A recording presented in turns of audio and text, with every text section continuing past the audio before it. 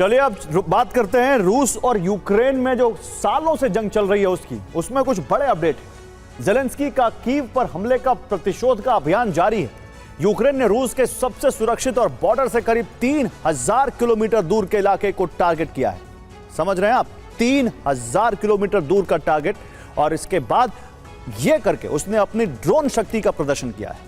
लगातार तेल की किल्लत से जूझ रहे रूस को उस वक्त बड़ा झटका लगा जब एक यूक्रेनी ड्रोन रूस की ओम्स्क रिफाइनरी तक पहुंचने में कामयाब रहा। साइबेरिया एक्सपर्ट मान रहे हैं कि यूरोप से मिली तकनीक और अमेरिका से मिल रही खुफिया जानकारी के दम पर ही यूक्रेन रूस पर लगातार हावी हो रहा है। बेलगोरोद से लेकर क्रीमिया और डोनबास के कब्जे वाले इलाकों में यूक्रेनी हमलों की वजह से ब्लैकआउट हो गया। यूक्रेन ने अपने FP1 ड्रोन को अपग्रेड किया है। जेट इंजन से चलने वाले इस ड्रोन की रेंज 3000 किलोमीटर तक हो गई है। ये 350 से 500 किलोमीटर प्रति घंटे की रफ्तार से उड़ता है, लेकिन जमीन से सिर्फ 100 से 150 मीटर ऊंचाई पर उड़ान की वजह से इसे रडार से पकड़ना मुश्किल है।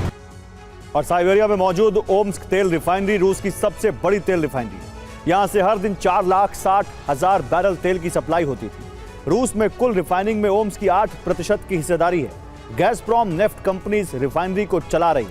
ओम्स्क रिफाइनरी में 25 अप्रैल 2024 को भी धमाका हुआ था। ड्रोन हमले की पुष्टि तो नहीं की गई थी, लेकिन यहां तेल ले जा रही ट्रेन के 3 टैंकर में आग लग गई थी। यूक्रेन ने तब ड्रोन हमले का दावा किया था। इसके बाद फिर 26 अगस्त 2024 को भी यहां धमाका हुआ था। रिफाइनरी में विस्फोट के बाद आग लग गई थी। करीब 1000 वर्ग मीटर में आग फैल गई थी। ओम्स्क को इन हमलों के बाद बेहद सुरक्षित बनाया गया था। यहां कई लेयर की एयर डिफेंस ग्रिड लगाई गई थी। मिसाइल और रडार की तैनाती की गई थी। सुखोई 57 जो कि 5वीं पीढ़ी का लड़ाकू विमान है, उसे भी सुरक्षा में तैनात किया गया था।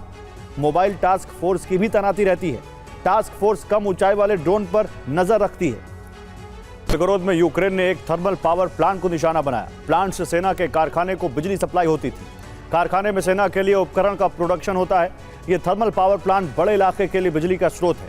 हमले के बाद बेलगोरोद में बिजली की समस्या बढ़ गई है। यहां 3 जुलाई को भी हमला किया गया था।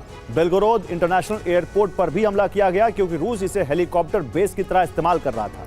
हमले की वजह से फ्यूल टैंक में धमाके के बाद आग लग गई। यहां हाइमार्स और रॉकेट से हमला किया गया। एयरफील्ड को हमले से काफी नुकसान हुआ।